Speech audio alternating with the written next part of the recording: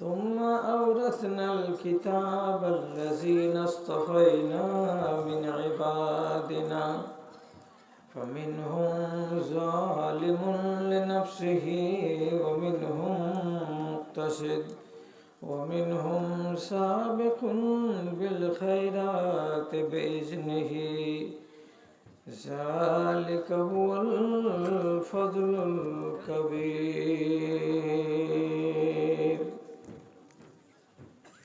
وقال الله تبارك وتعالى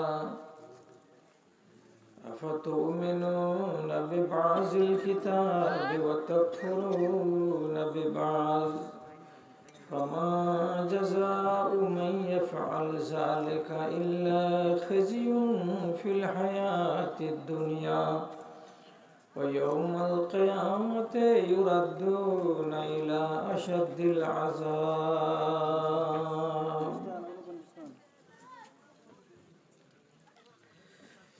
তুমি মুসলিম, তোমার রক্তে সজীব হবে ইসলাম। তুমি মরে গেলে জানিবে মরণে জীবিত তোমার নাম, জীবিত তোমার নাম। কাপুরুষে যে হাত বুকে করে ঘরে যদি বসে থাকো, খোদার দুনিয়া কাঁদিয়া মরবে, কিছু জয় হবে না কো, কিছু জয় হবে না কো। মনে বল করে উঠায় ধরো ফৌলাদি দুটি হাত, মনে বল করে উঠায় ধরো ফৌলাদি দুটি হাত। প্রতিজ্ঞা মতো স্বয়ং স্রষ্টা রহিবেন তোমার সাথ গো, রহিবেন তোমার সাথ।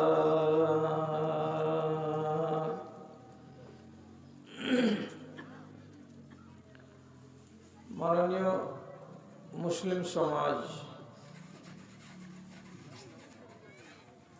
আরম্ভ মাত্রই আল্লাহ রাব্বুল আলামিনের শুকরগুজারি করছি এবং তার হামদ সানা গাইছি যে এই কনকনে হাড় কাঁপানো শীতে এমন একটা বয়সের ভারে ভারাক্রান্ত হয়ে আপনাদের মুখোমুখি হয়ে কিছু বলার জন্য আল্লাহ তাআলা সুযোগ করে দিয়েছেন। আপনারা আল্লাহ রাব্বুল আলামিনের একটুখানি শুকরগুজারি করেন যে মসজিদের উন্নতিকল্পে ডাকা জালসার অবলম্বনে এই জায়গাতে এসে কিছু দান ধ্যান করার সুযোগ পেলেন, এক নেকি।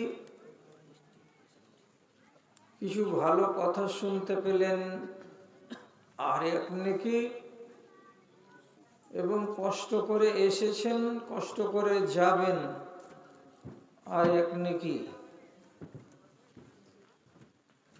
এক সুযোগে তিনটি লাভ অর্জন করতে পারলেন। অতএব আমি আপনার মুখোমুখি হয়েছি, এর জন্য আমি আল্লাহর কাছে শুকরিয়া আদায় করছি। আর আপনি যে তিনটা লাভে লাভবান হলেন, সেই জন্য আপনি আল্লাহর শুকরিয়া আদায় করুন। আমরা দু দলে মিলে একসাথে আল্লাহ তাআলার শুকরিয়া আদায় করি মোহাব্বতের সাথে। একটাও যেন কোনো ঠোঁট বন্ধ হয়ে না থাকে, আওয়াজ হোক অথবা না হোক, মোহাব্বতের সাথে আল্লাহ তাআলার নামাক হালালি করুন। মিষ্টি ভাষায় মিষ্টি শব্দে আল্লাহ আমাকে শিখিয়েছেন, আপনাকে শিখিয়েছেন, তা হলো আলহামদুলিল্লাহ। আল্লাহ তোমার লাখ লাখ শুকরিয়া। তারপরে তার আখেরি রাসূল রাহমাতুল্লিল আলামিন বিপ্লবী জননেতা জনাবে মুহাম্মাদুর রাসূলুল্লাহ সাল্লাল্লাহু আলাইহি ওয়াসাল্লামের উপর শত সহস্র দরুদ ও সালাম নাজিল হোক। আল্লাহুম্মা সাল্লি আলাইহি আল্লাহুম্মা বারিক আলাইহি। বিশনপুরের ভাই সকল, আমি আপনাদের সামনে এত বয়ান রেখেছি যে আপনাদের বাসনকে আমি কানাই কানাই ভরে দিয়েছি, এটা আমার দাবি। আর কিছু আপনাকে শোনাতে হবে এরকম আমার মনে পড়ে না। তারপরেও আমাকে এই জলসার জন্য পিড়াপিড়ি করে নেওয়া হয়েছে। আমি চেয়েছিলাম দূর থেকে কোনো একটা নতুন মুখ এনে দিয়ে আপনাদের জালসার শখ যেটা সেটা পূর্ণ হোক এবং মসজিদের কিছু উন্নতি হোক। তো ঘুরে ফিরে আমি তো কিছু বাকি আছে, তা আমার তো মনে পড়ে না, তবুও চেষ্টা করছি যে এক একটা কথা যদি নতুন বেরিয়ে যায় মুখ দিয়ে তাহলে আলহামদুলিল্লাহ।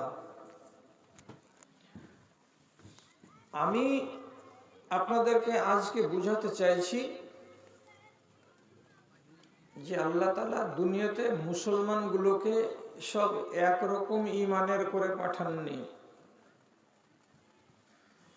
একগুলো ঈমানদার যার বাহিরে ঈমান আছে ভিতরে নেই। একগুলো লোক দুনিয়াতে আছে এমন যার বাহিরে এবং ভিতরে কোনো জায়গাতে ঈমান নেই। একগুলো লোকের বাইরেও ঈমান আছে ভিতরেও ঈমান আছে। তাহলে ঈমানের এক রকমের কোয়ালিটি নেই। আল্লাহ রাব্বুল আলামিন সূরা ফাতিরের 32 নম্বর আয়াতে বলেছেন দুনিয়াতে ঈমানদার গুলো হলো 3 প্রকার। তাহলে ঈমানের উঁচু, নিচু এবং মধ্যম কোয়ালিটি আছে। আপনি কোনটা বাছাই করবেন সেটা আপনার ব্যাপার, একটু পরে বলছি। কিন্তু ঈমানের কোয়ালিটি আছে। এবার পরে আর একটা কথা শুনুন। নবীদের যেমন কোয়ালিটি আছে, কাউরি ইজ্জত অনেক বেশি, কাউরি আবার তার তুলনায় ইজ্জত খানিকটা কম, কাউরি তার তুলনায় আর একটু কম। এইরকম করে আল্লাহ তাআলা নবীদের ভিতরে যেমন স্তর তৈরি করেছেন, তো ওখানেও আমরা দেখতে পাচ্ছি কেউ হাই কোয়ালিটির, যার ধারে কাছে যাওয়া যাবে না, কেউ মিডিল কোয়ালিটির, কেউ আবার একটু নিচু কোয়ালিটির। তা আল্লাহ তাআলা নবী বানাবার ক্ষেত্রেও তিনি স্তর তৈরি করেছেন। তাহলে আমাদের মতো সাধারণ মানুষগুলোর ঈমানে স্তর থাকবে না কেন? আজকে স্তর নিয়ে কোনো চিন্তা করছি না, আর আপনাকে ভাবতে বলছি না। আপনাকে শুধু ভাবতে বলছি কি নিয়ে? যে আপনার কাছে যে ঈমানটা আছে সেটা বাড়ুক, কিন্তু যেন কমে না যায়, এটা নিয়ে ভাবতে বলছি। যেইটুকু ঈমান আছে আপনার কাছে সেইটুকু ঈমান যদি দিনের দিন বাড়ে তাহলে আলহামদুলিল্লাহ, আর যদি কমে যায় দুর্ভাগ্যবশত তাহলে এটা হলো বদনসিবি। ঈমান যেন না কমে। আপনি জিজ্ঞেস করবেন ভাই কেমন করে কমে আর কেমন করে বাড়ে? সহিহ হাদিসে লেখা আছে আল ঈমানু ইয়াজিদু বিত্তাআতি ওয়া ইয়ানকুসু বিল মাআসি। যত মানুষ বেশি নেকির কাজ করবে তার ঈমান তত বড় হবে, আর যত মানুষ নাফরমানির কাজ করবে তত তার ঈমান ড্যামেজ হবে, নিচুমুখী হবে। তাহলে আমাকে আমার ঈমানটাকে উঁচুমুখী করে রাখতে হলে আমাকে নাফরমানি থেকে বাঁচতে হবে, আর ফরমাবরদারিটা আমাকে বাড়াতে হবে আল্লাহ তাআলার।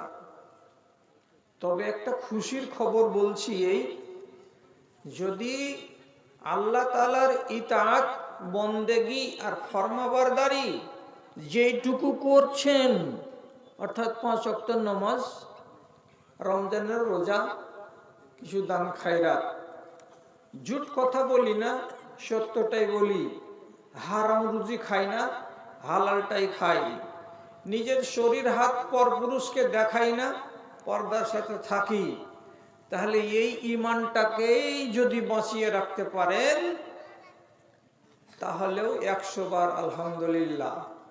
কেন? আপনি নিজের কাছে আল্লাহর নাফরমানিকে তো আসতে দেননি, তাহাজ্জুদ গুজার হতে পারেননি, তার জন্য আমি আপনাকে প্রেসার দিচ্ছি না, শুধু ফরজ রোজাটি রাখতে পাচ্ছেন, আর আপনি নফল রোজা শওয়ালের 6টা পারেন না, আশুরার 2টা পারেন না, আরাফার রোজা 1টি সুন্নাত পারেন না, নফল পারেন না, প্রত্যেক সোমবার এবং বৃহস্পতিবারের দিন রোজা রাখা নফল পারেন না, প্রত্যেক চাঁদের 13, 14, 15 3 দিন রোজা রাখা নফল ফজিলতের পারেন না। তো পারেন না তো দুঃখের কোনো কথা নেই, ফরজটা পেরেছেন তো? হ্যাঁ পেরেছি। 5 নামাজ পড়েন? পড়ি না, দুঃখের নেই এতে। আপনি কি তাহাজ্জুদের নামাজ পড়তে পারছেন যে না পারি না? আফসোস করছি না। আপনি যেই ফরজটি আপনার উপরে আছে সেটিকে ধরে আছেন তো? বলে হ্যাঁ ধরে আছি, তাহলে আপনার ঈমানের কোনো খাতরা নেই। এটাকেই যদি আঁকড়ে ধরে রাখেন আর এ হালাতে যদি মরণ হয়, তাহলে আপনি আল্লাহর কাছে জান্নাতবাসী হতে পারবেন। কিন্তু শর্ত হলো একটাই, এই কম আমলের সাথে আপনার যেন কোনো নাফরমানি যোগ না হয়। কোনো আল্লাহর নাফরমানিকে আপনি কাছে আসতে দিবেন না। কম পুঁজি আর কম আমল নিয়েই কবরে যান, আপনি সোজা জান্নাতে যাবেন এবং আপনাকে ভায়া জাহান্নাম হতে হবে না। ইমানের আল্লাহ তাআলা কোয়ালিটি করতে গিয়ে যেটা দুর্বল ইমান সেটা আপনাকে বললাম। এবার একটা হাদিস শুনেন, রাসূলুল্লাহ বলছেন, ইন্নাল ঈমানা ইয়াখলুকু ফি জাওফি আহাদিকুম কামা ইয়াখলুকুস সাওবু ফি জাসাদিকুম।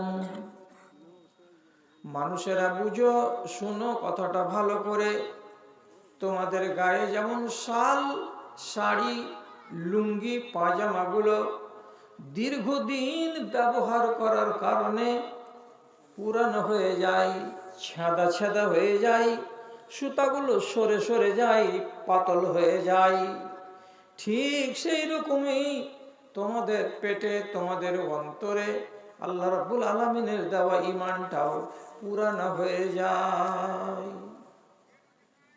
তাহলে ঈমান পুরানো হওয়ার দিক দিয়ে কার মতো? কাপড়ের মতো। এবার আপনি বলেন, কাপড় যদি পুরানো হয়ে যায়, সায়া যদি ছিঁড়ে যায়, শাড়ি যদি ফেড়ে যায়, লুঙ্গি যদি জায়গা জায়গা খোপ খোপ হয়ে ছিঁড়ে যায়, আপনি আপনার পুরানা কাপড়কে কি করেন? তো ওর সোজা উত্তর হলো কি, নতুন সায়া বাজার থেকে কিনে নি, নতুন সায়া বাজার থেকে কিনে নি, নতুন লুঙ্গি জামা বাজার থেকে কিনে নি, আমার জামাটা নতুন হয়ে যায়, আমার পোশাকটা নতুন হয়ে যায়। তাহলে বাজার থেকে কিনে পাওয়া গেল এটাকে, কিন্তু ঈমান যদি পুরাতন হয়ে যায়, দুর্বল হয়ে যায়, ড্যামেজ হয়ে যায়, তো সেই দুর্বল ঈমানকে সবল কেমন করে করা যায়? এই জন্য নবীজি বলছেন, ফাসআলুল্লাহ আন ইউজাদ্দিদা ঈমানাকুম, আল্লাহ তাআলার কাছে মাঝে মাঝে দোয়া করো তোমরা, আল্লাহ গো তুমি আমার ঈমানটাকে নতুন করে দাও, হে আল্লাহ তুমি আমার ঈমানটাকে তাজা করে দাও, হে আল্লাহ তুমি আমার ঈমানটাকে বড় করে দাও, আল্লাহ তুমি আমার ঈমানটাকে মজবুত এবং বলিষ্ঠ করে দাও। এ বলে আল্লাহর কাছে তোমরা দোয়া করো, আল্লাহ তোমাদের ঈমানকে নতুন করে দেবে। ঈমান নতুন হবে। এখন কিছু মানুষ এই মজলিসে আছে যারা হয়তো আগ্রহ দেখাবে যে ঈমানকে নতুন করে কেমন করে পাওয়া যায় এটা একটু শিখাও। আর কিছু মানুষ বলছে যে এগুলা রীতি রেওয়াজের ওয়াজ, মৌলভী সাহেবের ঘে, ঈমান তো নিজের কাছে আছে, চার দোকানে বসে আছে, আমার দেলটা তো সাপ আছে, আর এদিকে হাইয়াল আল ফালা আজান পড়লো এলাঙ্গের ঘাটে, তো দোকানে বসেই আছে, মসজিদে যাসনি, হ্যাঁ নামাজ পড়িসনি, কই না পড়লো তো কি, আর অন্তরটা তো ঠিক আছে। এইগুলো ঈমান? নিজের মনে মনে ফতোয়া যে অন্তর ঠিক আছে, আর এদিকে আল্লাহর ডাকে সাড়া নেই, তো কি দিয়ে ঈমান তোমার নতুন হবে? ঈমানকে নতুন করার উপায় রাসূলুল্লাহ বলছেন, আপনি মানুন, আর আপনার মনে যদি লাগে তো করুন। একটা ছোট্ট দোয়া বলছি, যদি কালকে আমার কাছে কেউ ফোন করে তাহলে জানবো যে দক্ষিণ মাথার জালসাতে আমার 1 ঘন্টা বয়ান রাখা কামিয়াব। জালসার রূপরেখাটা জবরদস্ত নয়, কেন জালসার ইশতেহারে যতগুলো লোকের নাম দেখছি, আল্লাহু আকবার, যেমন সিং মাথা থেকে হারিয়ে যায় কোন কোন জানোয়ারের, খুঁজে পাওয়া যায় না, তেমনি এই নামগুলোর একটাকেও আমি দেখতে পাই না। আমি তো বিশনপুরের লোক, কেন যে এদের নাম দিয়ে রেখেছে তো আল্লাহ তাআলা জানে। তো রূপরেখা খারাপ হোক গা, আপনি যদি আমাকে ফোন করে বলেন যে এই জিনিসটা শিখেছি, তাহলে আমার দিলটা ভরে যাবে। কি বলছি, আড়ালে মায়ের আসে শোনো, মাঝে মাঝে তুমি যদি আল্লাহকে বলতে পারো এই কথাটা, কি ইয়া মুকাল্লিবাল কুলুব সাব্বিত কলবি আলা দীনিকা। অনেক লোক জানে, মাওলানারা জানে, এবং যাকে বাড়িওয়ালিরা আছে একটু পড়াশোনা তারা জানে। কত বড় দোয়া বলেছি, 1 আঙুল, ইয়া মুকাল্লিবাল কুলুব সাব্বিত কলবি আলা দীনিকা। রাসূলুল্লাহ এই দোয়াটা বেশি বেশি করে পড়তেন। একদিন এক সাহাবী জিজ্ঞেস করে বলছেন, হে আল্লাহ পাকের রাসূল, আপনার মুখ থেকে এই দোয়াটা এত বেশি বেশি কেন বের হয়, এত বেশি বেশি করে কেন দোয়াটা পড়েন? তখন রাসূলুল্লাহ বলছেন, ইন্না কুলুবাল আদামি বাইনা ইসবাইল্লাহি আযজা ওয়া জাল্লা। মানুষের অন্তরটা আল্লাহ রাব্বুল আলামিনের 2 আঙুলের মাঝখানে ফুটবলের মতো হয়ে আছে। যেমন একটা ফুটবলকে কেউ এমনি করে আঙুলের উপরে ধরে থাকে, তেমনি আল্লাহ রাব্বুল আলামিনের 2 আঙুলের মাঝখানে রয়েছে কি, তো তোমার অন্তর, আমার অন্তর, সারা দুনিয়ার নর নারীদের অন্তর। রাসূলুল্লাহ বলছেন, ফামান শাআ আযাগাহু, আল্লাহ তাআলা যার অন্তরকে চান টেঢ়া করে দেন, বাঁকা করে দেন, আর যার অন্তরকে আল্লাহ তাআলা চান সোজা করে দেন এবং সিধা পথে নিয়ে চলে আসেন। যখন আল্লাহর ইচ্ছা হয় তখন অন্তরটাকে সোজা পথে নিয়ে আসেন আমার আপনার, আর যখন আল্লাহর ইচ্ছা জাগে যার অন্তরটাকে বাঁকা করে দেওয়ার, আল্লাহ নিজে নিজে ওই অন্তরটাকে বাঁকা করে দেন। তার জন্য আমি সদা সর্বদা আল্লাহ রাব্বুল আলামিনের কাছে দোয়া করি, হে আল্লাহ তুমি আমার অন্তরটাকে, তুমি আমার ঈমানটাকে পটল করে রাখো, যেন টলমল না হয়ে যায়। এই দোয়া বলতে গেলে মানুষের ঈমান বলিষ্ঠ এবং মজবুত হয়ে থাকবে। কাপড় পুরানো হলো, তাকে বদল করে নতুন পেলাম, তো ঈমান পুরানাকে বদল করে কেন পাবো না? আর একটা দোয়া বলছি, পারবে কি পারবে না কেউ থামতে? যাদের মোবাইল আছে, যারা রেকর্ড করে নিচ্ছ, পরের দিন 2-3 বার বলিও, আর না হয় মসজিদের মৌলভী সাহেবকে বলিও যে মৌলভী সাহেবের দোয়াটা লিখে দাও তো, আপনার ইমান বাড়বে। আর আমার কথা শুনে রোববারের দিন একবার বলবেন আর ফের ঘুরে কার্তিক মাসে আর একদিন বলবেন, ওইটা না। মাঝে সাঝে বলতে থাকতে হবে, মাঝে সাঝে বলতে থাকতে হবে। কেন? ইমানের সামনে বিপদ আছে অনেক রকমের। কখনো কোনো নারী শয়তানের সেকেলে চলে আসলো, রাসূল বলেছেন নারী শয়তানের সেকেলে আসে, দেখে মোহিত হয়ে গেলেন, ইমান নষ্ট হয়ে গেল। 20%, 20%, 25% ড্যামেজ হয়ে গেল। একে জলদি চার্জ দিতে হবে, চার্জ দিয়ে ইমানটাকে আবার বাড়াতে হবে। কি করে বাড়াবো? দোয়া করেন, ইয়া মুসাররিফাল কুলুব, ইয়া মুকাল্লিবাল কুলুব সাব্বিত কলবি আলা দীনিকা। যদি দিনে 5 বার ভুল হয় তো 10 বার দোয়াটা বলেন, ইমান যেন উপরে থাকে, নিচে চাপা না পড়ে। ইমানের দুশ্মন মানে খালি একটা নারীর উদাহরণ দিলাম তাই? পায়ে পায়ে আপনার ইমানের দুশ্মন আছে। এতগুলো কথা বলার আমার টাইম নাই। এই জন্য রাসূলুল্লাহ আবার বলছেন, যদি ইমানটাকে মজবুত করে রাখতে চাও তো আরেকটা দোয়া করো। কি দোয়া করবা? আল্লাহুম্মা ইন্নী আসআলুকাল হুদা ওয়াত তুকা ওয়াল আফাফা ওয়াল গিনা। আবার বলছি, আল্লাহুম্মা ইন্নী আসআলুকাল হুদা ওয়াত তুকা ওয়াল আফাফা ওয়াল গিনা। এই দোয়াটাকে যদি মানুষ বেশি বেশি করে পড়ে তাহলে আল্লাহ রাব্বুল আলামিনের নবী বলছেন তোমার ঈমানটা সব সময় মজবুত হয়ে থাকবে, উপর দিকে পারদটা উঠতে থাকবে, ঈমানের পারদ নিচের দিকে নামবে না। তোমার ঈমানটা সব সময় সলিড হয়ে থাকবে, তোমাকে কমজোর ঈমানের লোক বলা যাবে না। তবে মনের ভাগ বসে যাবে, ঠিক আছে যাও, তুমি যাহা কিছু করেছো তোমার ঠিক, তোমাকে ডিগ্রি দেওয়া হলো, তুমি নিষ্পাপ, তুমি নির্দোষ। আপনি নিজেকে হাকিম বলে লেখেন তো সার্টিফিকেট। নমাজ নাই, আপনাকে জান্নাত দিতে বলছি, আপনি নিজের কলমে লেখেন তো হ্যাঁ আমি জান্নাতি। আপনার ভিতরে, নারীর ভিতরে হায়া নাই, শরম নাই। 3 ছেলের মা হয়ে গেছে, স্বামী চলে গেছে দিল্লি বোম্বাই খাটতে, দেওয়ার সঙ্গে ফুসুর ফুসুর করছে, নাকি কোনো নাঙের সঙ্গে গল্প করছে মোবাইলে আর চ্যাটিংয়ে। তোর হায়া শরম নাই? তোকে যদি বলি তুই লেখ, তুই জান্নাতে যাবি না জাহান্নামে যাবি, তোর হাত কাঁপবে না? কাঁপবে না যে আমি লিখবো যে হ্যাঁ আমি জান্নাতি? জীবনে যদি আপনি নিজের সার্টিফিকেট লিখতে না পারেন যে আমি ভালো মানুষ, তাহলে আল্লাহর নজরে আপনি কেমন করে ভালো মানুষ হতে পারবেন? হযরত ওমর রাদিয়াল্লাহু তাআলা আনহু একদিন উযু করে জুব্বা লাগিয়ে নামাজ পড়তে বেরিয়েছেন। কার? তো মদিনার এক প্রান্তে একটা লোক ছিল, মারা গেছে, তো তার জানাজাতে যাবেন।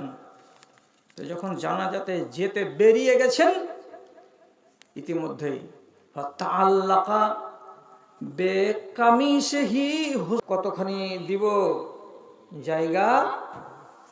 তখন লোকটা বলবে আর কি জায়গা আছে আমাকে দেওয়ার মতো, সব তো জান্নাতীরা নিয়ে নিয়েছে।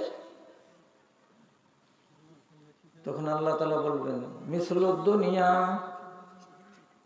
যে দুনিয়াতে তুমি বেঁচে ছিলে এই দুনিয়ার সামান যদি জায়গা তোমাকে দেওয়া যায়।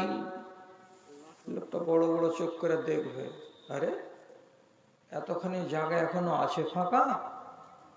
ফির আল্লাহ তাআলা বলেন ওয়া মিসলুহু, ওই দুনিয়ার সমান আর এক দুনিয়া। এই লোকটা হা করে তাকাবে, আবার বলবে ওয়া মিসলুহু, এই দুনিয়ার আর এক কতখানি। এই করে আল্লাহ রাব্বুল আলামিন 5 বার, আল্লাহর নবী বলছেন তোমাকে এই দুনিয়ার 5 গুণ দুনিয়া দেওয়া হবে, এটা তোমার জন্য যথেষ্ট হবে কি না? অন্য রিওয়ায়েত আছে এই দুনিয়ার 10 গুণ তোমাকে দেওয়া হবে, এটা তোমার ভাগ্যে, তোমার ভাগে জুটেছে, এই দুনিয়া নিয়ে তুমি খুশি হও। এটা হলো লো কোয়ালিটি। আর একটা হাই কোয়ালিটির জান্নাত আছে কি, যে জান্নাতে বিনা হিসাবে লোকেরা যাবে, কোনো হিসাব হবে না। একেবারে কিছুই হবে না এমন কথাটা নয়। আল্লাহ তাআলা ডাকবেন, এরকম করে ডাকবেন, কিন্তু হিসাব যেমন করে নিতে হয় নিয়ম। কতদিন বেঁচেছিলাম? 70 বছর। আচ্ছা, কি কি করেছিলাম? এত কড়া নয়। ধনমাল কতটি দিয়েছিলাম? কিসে কিসে খরচ হয়েছিল? এত কড়াক্রান্তি নয়। আচ্ছা, যৌবন কালটা কিভাবে কাটিয়েছিলে? এত কড়াকড়ি নয়। হিসেব আল্লাহ রাব্বুল আলামিন নিবেন সবারই কাছে, কিন্তু একগুলো হিসাব হলো কি, নামকে ওয়াস্তে এমনি করে ডাকবেন, এই শোনো, কি নাম? তো বলছে আমার নাম জার্জিস আলী। বাড়ি কোথায়? দক্ষিণ মাথা, বিশনপুর। আচ্ছা আচ্ছা, যাও, তোমার সব জানা আছে। নাম কি? আব্দুল খাবির। বাড়ি কোথায়? মাঝাপাড়ায়। ও আচ্ছা, যাও যাও। হিসাবের জন্যই আল্লাহ ডাকছেন, কিন্তু হিসাব চাইছেন না। কেন? ওরা আদি অন্ত আল্লাহ সব জানেন। এই জন্য কোরআন মাজিদে লেখা আছে কি কি কথাটা, ফাসাউফা ইউহাসাবু হিসাবান ইয়াসীরা। যাদের আমলনামাখানা ডান হাতে দেওয়া হবে তাদের হিসাবটা হবে অত্যন্ত আসান, অত্যন্ত সহজ, অত্যন্ত নরম। এর মানে আল্লাহ তাআলা কোনটাই কথাকে খুঁটিয়ে খুঁটিয়ে ধরবেন না।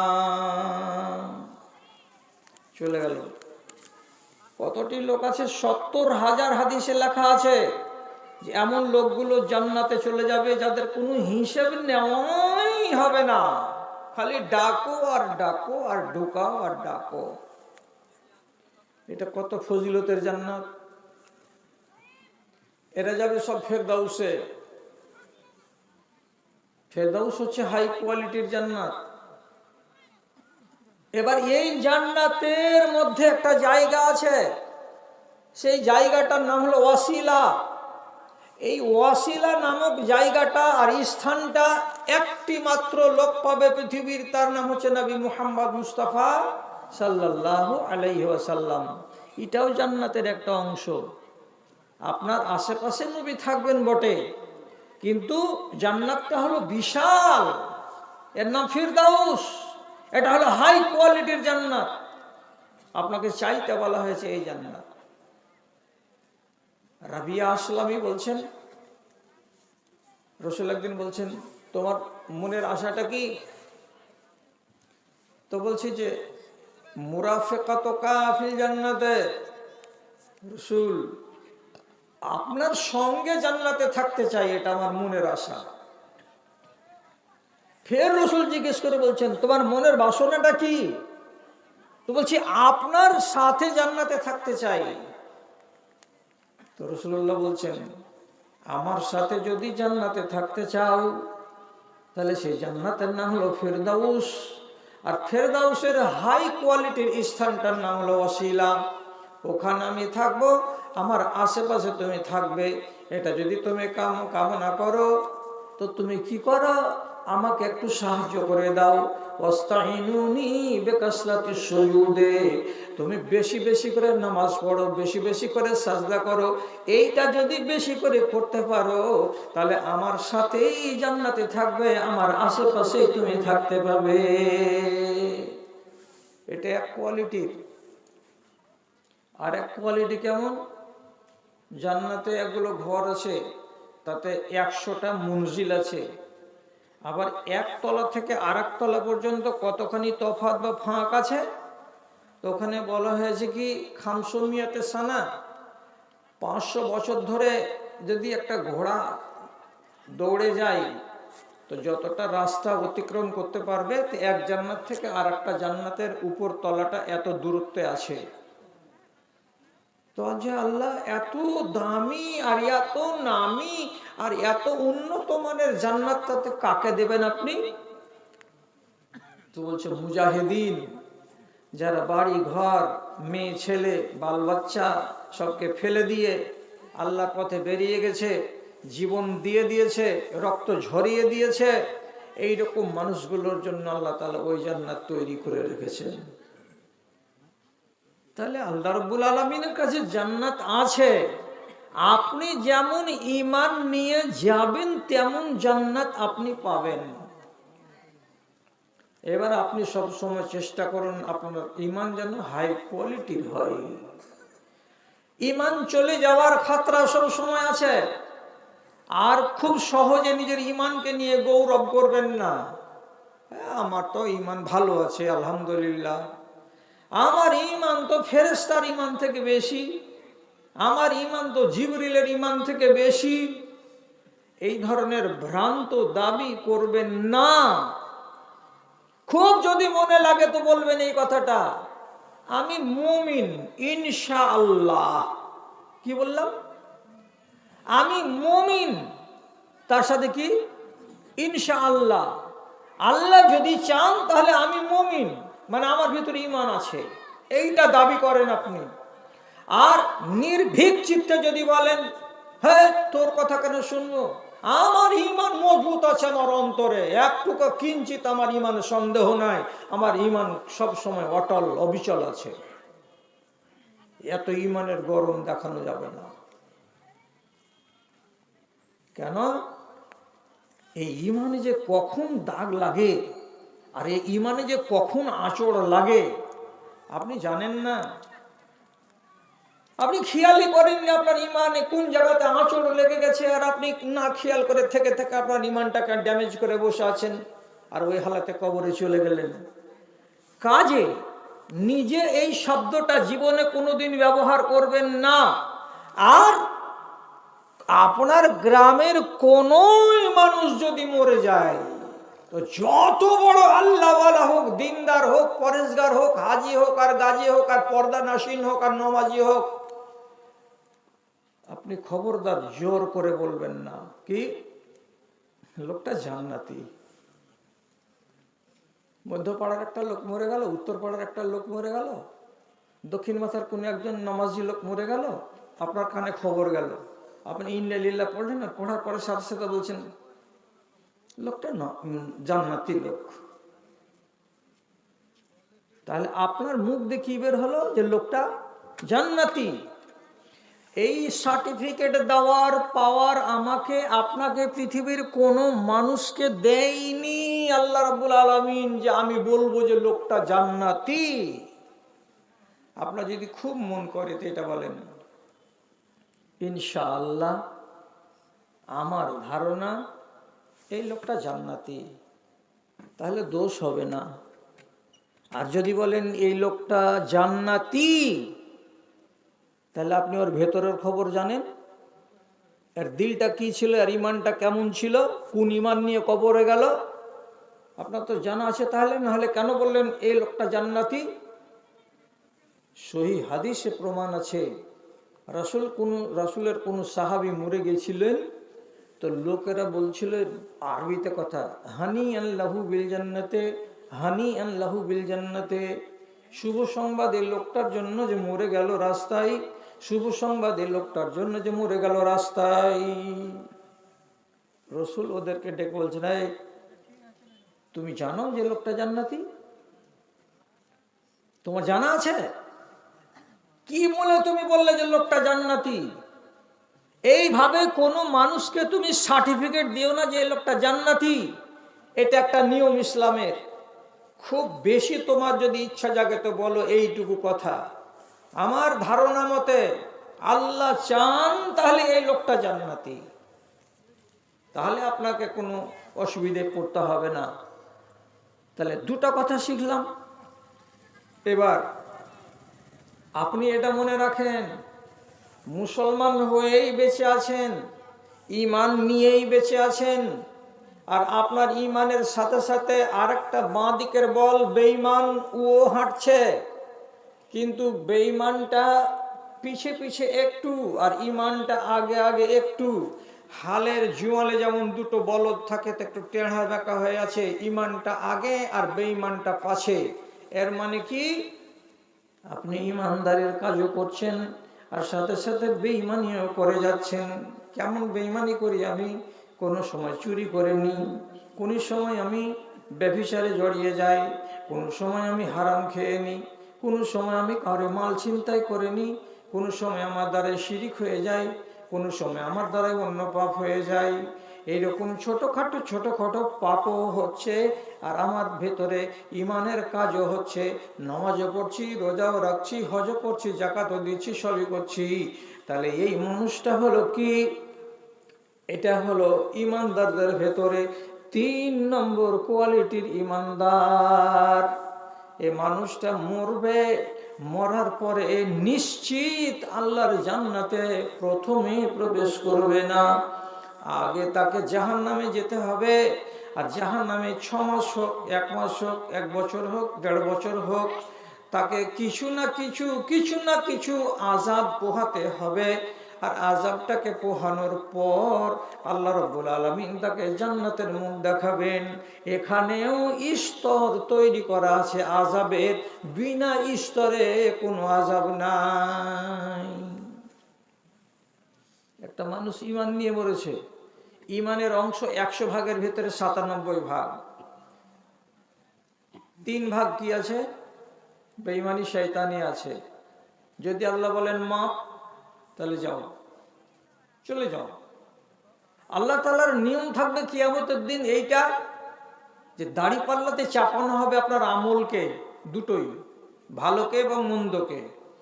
ভালো যদি চেপে যায় তাহলে রেহাই, আর ভালো যদি না চাপে, মন্দ যদি চেপে যায়, তো যদি 50 গ্রাম চেপে যায় তাহলে আপনাকে হয়তো 2 দিনের সাজা নিতে হবে। যদি 100 গ্রাম বেশি হয়ে যায় 1 সপ্তাহের আযাব নিতে হবে। যদি আপনার 1 কিলো চেপে যায় তাহলে আপনাকে ওই হারে আযাব নিতে হবে। তারপরে আল্লাহর জান্নাতে আসতে পাওয়া যাবে। সহিহ হাদিসের ভেতরে লেখা আছে, আল্লাহ রাব্বুল আলামিন মুয়াহিদিন যারা আল্লাহকে এক বলে মানে, তাদের জন্য আযাব রেখেছেন। কেমন আযাব? ফামিনহুম মান ইয়াবলুগু ইলা কাবাইহি। কিছু মানুষকে আল্লাহ রাব্বুল আলামিন জাহান্নামের ভেতরে এমন জায়গায় খাড়া করে রাখবেন যে তার গোড়ালি পর্যন্ত আগুনে ডুবে থাকবে, আর বাকি শরীরটা আগুনে ঝলসাবে না, কিন্তু তাপগুলো পাবে, কষ্টগুলো পাবে। এগুলোতে আগুন জ্বলবে না, পেটে আগুন জ্বলবে না, পিঠে আগুন জ্বলবে না, হাঁটুতে আগুন জ্বলবে না। আগুনটা কতক্ষণ পর্যন্ত আপনাকে ঢেকে রেখেছে? নবীজি বলছেন লা কাবাইহি, ওর পায়ের গোড়ালি পর্যন্ত আগুন ওকে ধরে রাখবে। ঠেলা তো, আরে আঙুল যদি ডুবে থাকে আগুনে তাইলে তো ঠেলা। তাহলে একগুলো মানুষকে আল্লাহ রাব্বুল আলামিন অল্প পাপ নিয়ে মরেছে, এরা হলো মুয়াহিদিন, মানে আল্লাহকে এক মাননেওয়ালা, তবুও সামান্য ভুলের জন্য এদেরকে এই আযাব দেওয়া হলো। আর একগুলো কি? অমিনহুম মান ইয়াবলুগু ইলা আনসাফি সাকাইহি। কিছু মানুষকে এমন আগুনে রাখা হবে যে তার পিণ্ডলি অর্থাৎ হাঁটুর 4 আঙুল নিচে পর্যন্ত তাকে আগুনে ডুবিয়ে রাখা হবে। এই আগুনে থাকো, কতদিন থাকবো মালিক? আল্লাহ রাব্বুল আলামিন ধার্য করে দিবেন। 2 মাস থাকো, 1 মাস থাকো, 3 মাস থাকো, 1 বছর থাকো, তিনি জানেন। যখন আযাবটা হয়ে যাবে, তার গুনাহ মাফ হয়ে যাবে, আল্লাহ তাআলা তাকে টেনে নিয়ে যাবেন জান্নাতে। আবার নবীজি বলছেন মিনহুম মান ইয়াবলুগুন নার ইলা হিকওয়াইহি ওয়া ফি উনকাইহি। কিছু মানুষের আগুনটা পাপ বেশি হওয়ার কারণে, অথচ সে লোকটা কলেমা পড়া মুসলমান ছিল, কত দূর আগুন এলো? তো বলছে গলা পর্যন্ত চলে এলো।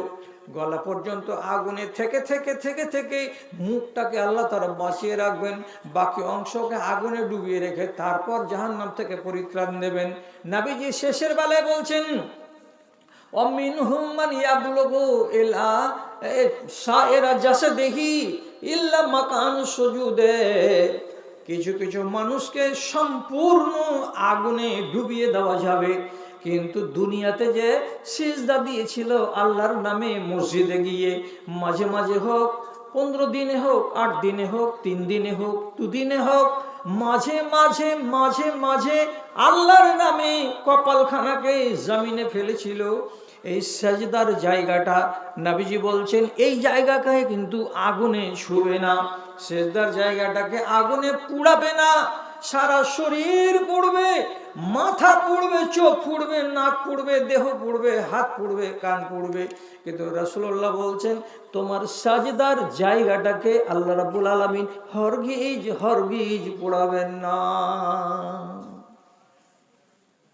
কিছুদিন পর যখন টেনে বার করা হবে এই লোকগুলোকে, ফেরেশতারা আল্লাহ তাআলাকে জিজ্ঞেস করতে যাবেন যে আল্লাহ, যাকে যাকে টেনে বার করতে আপনি বলছেন, তো এগুলোকে কি দিয়ে চেনে যাবে? তো কোরআন আল্লাহ তাআলা বলছেন ইয়ারিফুনাহুম বিসীমাহুম, ওদের কপালে যে সেজদার দাগ আছে, এই দাগটা দেখেই ফেরেশতারা চিনে নিবে এই লোকটা দুনিয়াতে ছিল নমাজি, কিন্তু 2 নম্বর নমাজি। আর নমাজ ছাড়াও পড়েছিল, আর নমাজের ধরাও পড়েছিল। এর দ্বারাই ভালো কাজও হয়েছিল, এর দ্বারাই মন্দ কাজও হয়েছিল, যার কারণে একে আল্লাহ তাআলা আযাব দিয়েছেন, কিন্তু সাজদার জায়গাটা আগুনে ছোঁয়নি। আরে আমার ফেরেশতারা, জাহান্নামীদের দিকে তাকাও, লক্ষ লক্ষ কোটি কোটি জাহান্নামী দেখতে পাবে। তাদের ভেতরে যাদের কপালখানা দেখবে যে সুরক্ষিত আছে, আগুনে ছোঁয়নি, এমন মানুষগুলোকে ধরো আর তুলে আনো জাহান্নামের ভেতর থেকে। এখানেও কোয়ালিটি। তাহলে আপনাকে কি বলেছি কথা, যেইটুকু ঈমান আছে সেইটুকুকে যদি পারেন তো উপর লেভেলে নিয়ে যান, আর যদি না পারেন তাহলে এই ঈমানের গায়ে যেন দাগ না লাগে। এই ঈমানটাকে নষ্ট হতে দিয়েন না। ঈমানের দুশমন অনেক, কখন যে আঁচড় পড়ে যাবে ঈমানে, বেখেয়ালে থেকে যাবেন, বরবাদ হয়ে যাবে। আবুল আলা বলে এক সাহাবী, তিনি বলছেন যে আমার সাথে একদিন বারা ইবনে আজিব বলে এক সাহাবীর দেখা হলো। আমি ওকে সালাম দিলাম, আসসালামু আলাইকুম। সালাম দেওয়ার পরে আমি ওনাকে বলছি তুবা লাকুম, আরে আপনাদের তো খুশনসিবি, আপনাদের তো কপাল, আপনারা তো ভাগ্যবান। বলছি কেন? যে সাহেব তার নবী সাল্লাল্লাহু আলাইহি ওয়াসাল্লাম, আরে আপনি তো নবীজির সাথে উঠা বসা করেছেন, নবীজির সাথে চলাফেরা করেছেন, এক কথা। 2 নম্বর কথা, বায়াতা তাহতা শাজারাতে, আপনি তো মক্কা নগরীতে একবার রাসূল করিম সাল্লাল্লাহু আলাইহি সাল্লাম বয়াত নিয়েছিলেন সাহাবীদের কাছে। বাবুরের গাছের তলায় দাঁড়িয়ে নিচে হাতখানা রসুল রেখেছিলেন, বাম হাতখানা, আর তারপরে ডান হাতখানা এমনি করে চাপালেন। চাপাবার পরে যত সাহাবী ছিল সমস্ত সাহাবীকে ডেকে বললেন, সাহাবীরা আমার হাতে হাত দাও আর বয়াত করো, আমার হাতে হাত দাও আর বয়াত করো আর চলে যাও। এটার বায়াতের নাম হলো বায়াতে রিজওয়ান। বাবুরের গাছের তলায় যারা নবীজির হাতে হাত দিয়ে বয়াত করেছিল বিশেষ কথার উপরে, তো আল্লাহ পাকের নবী পরবর্তী সময়ে বলেছেন আল্লাযীনা বায়াউ তাহতা শাজারাতে লা ইয়ামুসুহুমুন নারু ইনশাআল্লাহ। রাসূলুল্লাহ বলছেন যেই লোকগুলো আমার হাতে হাত দিয়ে বাবুরের গাছের তলায় বয়াত করেছিল, সেই লোকগুলো আল্লাহর জাহান্নামে যাবে না ইনশাআল্লাহ, আল্লাহর জাহান্নামে যাবে না ইনশাআল্লাহ। রাসূলুল্লাহ বলেছেন এত সুন্দর কথা, আপনি তো সেই দলের লোক, বাবুরের গাছের তলায় রাসূলুল্লাহর হাতে হাত দিয়ে বয়াত করেছেন, কাজে আপনার মতো কপাল কার আছে? তখন তিনি খাকসারি জাহির করে বলছেন বারা ইবনে আযিব, এরে বেটা, তুই যে কথাটা বললি তো কথাটা তো বড্ড দামি, কিন্তু জেনে রাখ মানুষের ঈমান এক হালাতে থাকে না। মানুষের ঈমানের উপর দিয়ে ঝড় বয়ে যায়, মানুষের ঈমানের উপর দিয়ে তুফান বয়ে যায়। ফাইন্নাকা লা তাদরি মা হাদাসনা বাদা যালিকা। ওই বাবুরের গাছের তলায় ওই ঘটনা ঘটিয়ে দেওয়ার পর রাসূলুল্লাহর হাতে হাত দিয়ে বয়াত করার পর এত দিন যে কেটে গেল, এর মাঝে কত কি করেছি, কত গাদ্দারি করেছি, কত হয়তো ধোঁকা দিয়েছি, কত হয়তো মানুষের হক লুটে নিয়েছি, কতবার কোথায় অন্যায় করে দিয়েছি, এগুলো কথা মনে নেই, স্মরণে আসে না। অতএব ইমানকে নিয়ে ভয় হচ্ছে, আমার ইমানটা সলিড আছে কি না, আমার ইমানটা সেই যুগের ইমানের মতো মজবুত হয়ে আছে কি না, এই জন্য আমিও নিজে সন্দেহ করছি। অতএব আমাকে এত বড় সার্টিফিকেট দিও না। ইমানকে নিয়ে সাহাবায়ে কেরাম সবসময় আতঙ্কগ্রস্ত থাকতেন। কি বলে? আল্লাহ, আমার ইমান আছে? হে আল্লাহ, আমার ইমান চলে গেল নাকি? হে আল্লাহ, আমার ইমান কি নষ্ট হয়ে গেল নাকি? এইভাবে ওনারা যখন তখন সমালোচনা করতেন নিজের ইমানের, এবং নিজের ইমানকে নিয়ে আতঙ্কগ্রস্ত হয়ে যেতেন। আচ্ছা, আপনাকে বুঝাতে পারবো, এটা আমার ভরসা আছে। হযরতে আয়েশা রাদিয়াল্লাহু তাআলা আনহা একদিন বাড়িতে, নিজের বাড়িতে বসে বসে কাঁদছেন। রাসূল ঢুকলেন তার বাড়িতে, তো দেখছেন বিবি এক জায়গাতে বসে বসে চোখের পানি ঝরিয়ে ঝরিয়ে কাঁদছেন। তো কোন পুরুষটা আছে যে নিজের স্ত্রীকে কাঁদতে দেখবে আর দেখার পরে জিজ্ঞাসা করবে না যে হারে কাঁদছিস কেন? আছে এরকম দুনিয়াতে কোনো জালিম? যদি একটু ভালো পুরুষ হয় তো চট করে কাছে গিয়ে ওর শরীরে হাত দিয়ে, মাথায় হাত দিয়ে তাজ্জব করে বলবে, কি ব্যাপার, তুমি কাঁদো কেন? তোমার চোখে পানি মানে কে, কি কি বললো তোমাকে? তো তাড়াতাড়ি দু তিনটা লোকের নাম নিয়ে বলবে, বাবু কিছু পেয়েছে নাকি? দেওর যদি বাড়িতে থাকে তো ওর নাম বিদিড়া বলবে, কি বলে, ওই ওই শয়তান কিছু বলেছে নাকি? এর মানে বিবির চোখে পানি যদি দেখে তো আত্মমর্যাদাশীল পুরুষ নীরব থাকবে না, ওর ভেতরে আগুন লেগে যাবে। তুমি আমার স্ত্রীকে কাঁদবে, তার মানে কেউ কিছু না কিছু বলেছে। আর যদি টাটকা টাটকা স্ত্রীতে নাম নিয়ে নেয়, তাহলে যার নাম নিবে ওর তকদির খারাপ আছে। এটা তো ঘটনা। তো রাসূলুল্লাহ স্ত্রীর চোখের পানি দেখে জিজ্ঞেস করে বলছেন, ওমা ইউবকিকে আয়েশা, তো আয়েশা কাঁদছো কেন? কিসের জন্য তোমার চোখে পানি? আমি বুঝতে পারছি না, কারণ খুঁজে পাচ্ছি না। কোনো বকাঝকা হয়েছে, কোনো ক্ষয়ক্ষতি হয়েছে, কোনো সামান ভেঙে গেছে, কোনো রকমের বাড়িতে অভাব অভিযোগ এসেছে, কি কারণে তোমার চোখে পানি এসেছে একটু জানতে পারবো কি না? আয়েশা কি উত্তর দিচ্ছেন? আলাত যাকারতুন নারা, আমার আগুন বলে মনে পড়ে গেছে আল্লাহ পাকের রাসূল। আগুন মানে কি? জাহান্নামের আগুনকে বলে মনে পড়েছে, তার জন্য আমি চোখের পানি ঝরিয়ে কান্না করছি। আল্লাহ, কেমন হবে জাহান্নামের আগুন? এই জাহান্নামের আগুন থেকে বাঁচবো কি বাঁচবো না? ওই জাহান্নামের আগুন থেকে নিস্তার পাবো কি পাবো না? যেই জাহান্নামের আগুনের কথা একবার নিজের দুই চোখ দিয়ে দেখেছিলেন কে? তো মিকাইল। একবার এক নজরে আল্লাহর জাহান্নামকে মিকাইল দেখে নেওয়ার পর আজ পর্যন্ত জীবনে একবার মিকাইল হাসতে পারলেন না, হাসতে পারলেন না। কিসের শোকে? তো জাহান্নামের আগুনকে দেখে।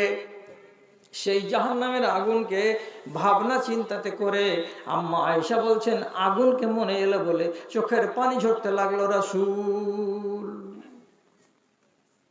আচ্ছা, এই মেয়েটা যদি বিশনপুরের কোনো একটা অন্য মেয়ে ছেলের মতো হতো, যে জীবনে সিজদাতে মাথা ঠেকাই না, জীবনে কোনোদিন পর্দা কাকে বলে ও ধারে না, ওর নিজের বাজার, নিজের পুরুষটাকে চুপ করে বাড়িতে বসিয়ে রেখে নিজে অমলার দোকান থেকে করে আসে, ভালুকা রোড থেকে। যেই মেয়ে ছেলেটি নিজের বাড়িতে এলসিডি লাগিয়ে সিরিয়াল না দেখলে ওর দানা হজম হবে না, এইরকম মেয়ে লোকের মতন কি এটা মেয়ে লোক? আমার গ্রামের মেয়ে যদি কাঁদে এরকম করে যে আগুন বলে মনে পড়ছে বলে কাঁদছি, তাহলে তো শোভা পায়। যে ঠিকই এরা গুনাহগার মানুষ আছে, কাঁদছে জাহান্নামের আগুনকে বলে, কি হবে আল্লাহ? আর আম্মা আয়েশার মতো নারী কাঁদছেন, তো এই নারীটা কেমন? তিনি কেন কাঁদছেন? যদি আয়েশা সম্বন্ধে জানার ইচ্ছা থাকে তাহলে শুধু একটা কথা বলি, যে রাসূলুল্লাহ যেদিন আয়েশাকে বিয়ে করলেন, আর বিয়ে করার পরে 9 বছর বয়সের স্বাস্থ্যবতী নারীকে সুহাগ রাতে নিজের ঘরের ভেতরে পেলেন, তো হযরতে আয়েশার মুখের কাপড়টাকে রাসূলুল্লাহ যখন সরিয়ে দেখলেন যে এটা আমার বিবি, তো তিনি নিজে বলছেন, কাদর রাআইতুকে মাররাতাইনি, হে আমার বিবি আয়েশা, তোমার এই চেহারাটা আজকে আবু বকরের বাড়ি গিয়ে তোমাকে কবুল করে নিয়ে এসে সোহাগ রাতে যখন দেখলাম, তো তোমার চেহারাটাকে দেখে ভালো করে মাথাতে চলে এলো, স্মরণ চলে এলো যে তোমার চেহারাটা বিয়ে হওয়ার আগে আমি 2 বার দেখেছি, আমার ভালো করে মনে আছে। আয়েশা বলছেন, আপনি যেদিনই আমার বাপের সাথে দেখা করতে আমাদের বাড়ি এসেছেন, বাইরে এসে আওয়াজ দিয়েছেন আবু বকর, তখনই আমরা বাড়ির মেয়েরা ঘরের ভেতরে সাটাম, কেউ বাইরে থাকতাম না। কি করে দেখলেন আপনি? আমি বাজারে মেয়ে নই, আমি কোনোদিন বাইরেও যাইনি যে আপনি আমাকে দেখে নিয়েছেন যে এটা আবু বকরের বেটি। না, এটা মানতে পারলাম না। সহিহ হাদিস, রাসূলুল্লাহ বলছেন, আমি একদিন বসে আছি কাবার প্রাঙ্গণে, এমন সময় আমার সামনে হাজির হলেন জিবরিল আলাইহিস সালাতু ওয়াস সালাম, ওয়া মাহু খিরকাতুন মিন খাদরা, এবং জিবরিল আমিনের হাতে একটা সবুজ রঙের রেশমের কাপড় দেখতে পেলাম, ন্যাকড়া বা তেনা বা একটা কাপড়, তাতে কি যেন পেঁচানো আছে, পেঁচিয়ে নিয়ে আছেন। রাসূলুল্লাহকে বলছেন, জিবরিল এই যে এটা হাতে করেন। আল্লাহ পাকের রাসূল বলছেন, আপনি কি এনেছেন আসমান থেকে কাপড়ে মুড়িয়ে, কাপড়ে পেঁচিয়ে, আপনি খুলেন, খুলে আমাকে দেখান। হযরতে জিবরিল রেশমের কাপড়টাকে এমনি করে পটিটাকে খুললেন, আর খোলার পরে একটা এরকম কাগজে আল্লাহ পাকের রাসূলের হাতে ধরিয়ে দিয়ে বলছেন, এনেন, এই যে নেন, এটা নেন। রাসূলুল্লাহ বললেন, আমি ওই কাগজখানাতে যখন দেখছি, তো ওই কাগজে একটা সুন্দরী, একটা ধপধপে সাদা একটা রমণীর ছবি লাগানো আছে। সেই ছবিটাকে আমি দেখলাম, আর দেখার পর আমি জিবরিলকে বললাম, এটা কে? তখন আমাকে জিবরিল জবাব দিয়ে বলছেন, হাজিহি জাওজাতুকা ফিদ দুনিয়া ওয়াল আখিরা, এটা আপনার স্ত্রী হলো, এটা দুনিয়াতে আপনার স্ত্রী, এবং এটাকে আল্লাহ রাব্বুল আলামিন আখিরাতে জান্নাতে আপনার স্ত্রী বানাবেন। তাহলে আয়েশা আপনার 2 জাহানের স্ত্রী, দুনিয়াতে যতদিন থাকবেন ততদিনের স্ত্রী আয়েশা, এবং যেদিন জান্নাতে আপনি যাবেন তখন আপনার সাথে এই আয়েশাই আপনার বিবি হয়ে থাকবে। তাহলে আয়েশা হলেন 2 জাহানের স্ত্রী আপনার। একটু কথা বলেন, এই হাদিসটা রাসূলুল্লাহর মুখ থেকে আম্মা আয়েশা শুনেছেন না শুনেননি? শুনেছেন। উনি তো বলছেন যে চেহারা আমি দেখেছি 2 বার। কখন দেখলেন? রাসূল কি বলছেন যে এইভাবে দেখেছি, ওই চেহারাকে আজকে মিলাচ্ছি, তো ওই চেহারার তোমার চেহারা এক। এই জন্য হযরত আয়েশা যখন সতীনের ভিতরে আলোচনা চলতো, তখন তিনি একটু গরম করে বলতেন, তোরাকে তোর বাপমার বাড়ি থেকে চয়েস করে নিয়ে এসেছে দুনিয়ার মানুষ দেখে, রসুল দেখে, আর আমাকে আল্লাহ তাআলা চয়েস করে দিয়েছেন আসমান থেকে।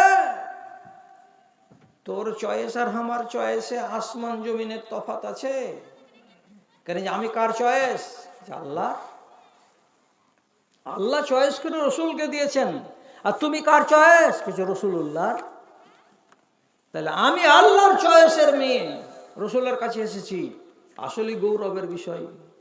তো যে নারী নিজে জানছেন যে আমি মরে যাওয়ার পর আমার স্বামী নবী মুহাম্মাদের সাথে আমি বিবি হয়ে জান্নাতে থাকবো, তো সেই নারীর আগুনকে স্মরণ করে পানি ঝরাবার কোনো যুক্তি আছে? হায় আল্লাহ, এরা কোন নারী গো? এরা কোন স্ত্রী? একদিন রাসূল হযরত আয়েশাকে সামনে আঙুল তুলে বলছেন, দেখিয়ে বলছেন, ইয়া আয়েশা, তো জানি জিবরিল ওয়া ইয়াকরাউ আলাইকিস সালাম, এক্ষুনি আমার কাছে জিবরিল এসেছিলেন মানুষের আকৃতি নিয়ে, আর তোমাকে বললেন, হে নবী, আপনি আমার পক্ষ থেকে মা আয়েশাকে সালাম জানিয়ে দিন, আপনার বিবিকে সালাম জানিয়ে দিন। তো জিবরিল তোমাকে সালাম দিয়ে গেল। এবার আপনি বলুন তো, জিবরিল যদি কোনো ফাসেক মানুষ হয় তাকে কি জীবনে সালাম দেয়? জিবরিল কোনোদিন জাহান্নামী মানুষ যদি হয় তো তাকে কি সালাম দেয়? জিবরিল কোনোদিন যদি বেনামাজি চোর হয়, ধাপ্পাবাজ হয়, তাকে কি কোনোদিন সালাম দেয়? আল্লাহর এই রহমতের ফেরেশতা আসমান থেকে আসছেন, এসে নবীকে বলছেন, আপনার স্ত্রী আয়েশাকে আমি সালাম জানাচ্ছি। আল্লাহ পাকের রাসূল যেমনি বললেন আয়েশাকে এই কথাটা, মা আয়েশা বলছেন, ওয়া আলাইকা ওয়া আলাইহিস সালাম ওয়া রাহমাতুল্লাহি, আপনি সালাম আমাকে পৌঁছে দিলেন, তার জন্য আমি বলছি আপনার উপরেও সালাম, এবং যিনি আমাকে সালাম দিয়েছেন তার উপরেও আল্লাহর সালাম। এমন মহিলা যদি জাহান্নামের আগুন দেখে শুনে কাঁদে, তাহলে নিজের ঈমানটাকে নিয়ে সব সময় কতটা চিন্তার মধ্যে আছে। আপনার ঈমানকে নিয়ে একবার রাতের বেলায় ভাবতে বসবেন না? যদি আপনাকে, ধরুন একটা উদাহরণ দিচ্ছি, কি উদাহরণ? আপনার বাড়িতে একটা আদালত বসলো, কখন তো রাত্রি 12টার সময়, আপনার বিবি ঘুমিয়ে আছে, আপনার বৌমা ঘুমিয়ে আছে, বেটা ঘুমিয়ে আছে, সারাটা পরিবারের লোক ঘুমিয়ে আছে। আপনি নির্জনে বসে আপনি আপনার বাড়িতে একটা আদালত কায়েম করেন। আদালত মানে কি? কোর্ট কাছারি। এবার কোর্ট করলাম, কোর্টে কি আছে? একটা হাকিম, একটা উকিল, একটা আসামি, সবই আছে। আপনি আদালতে বসে নিজে নিজে সব করেন, নিজে নিজে। আপনি নিজেকে একবার বলে দেন আমি হাকিম, ঠিক আছে। তারপরে এবার আপনি নিজেকে এবার বলেন আপনার নামে কেস হয়েছে, তো আপনি আসামি। এবার নিজে নিজে আপনি একটা উকিল ধরেলেন। প্রত্যেকটা ভূমিকা আপনাকে পালন করতে হবে।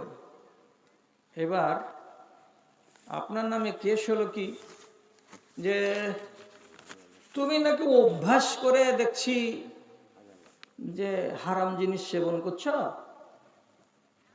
তারপরে খবর পেলাম তুমি তোমার মা বাপকে ভাত দাও না, মা বাবার সঙ্গে কটু কথা বলো সব সময়, দেখে মনে হচ্ছে না যে এটা তোমার মা বাবা।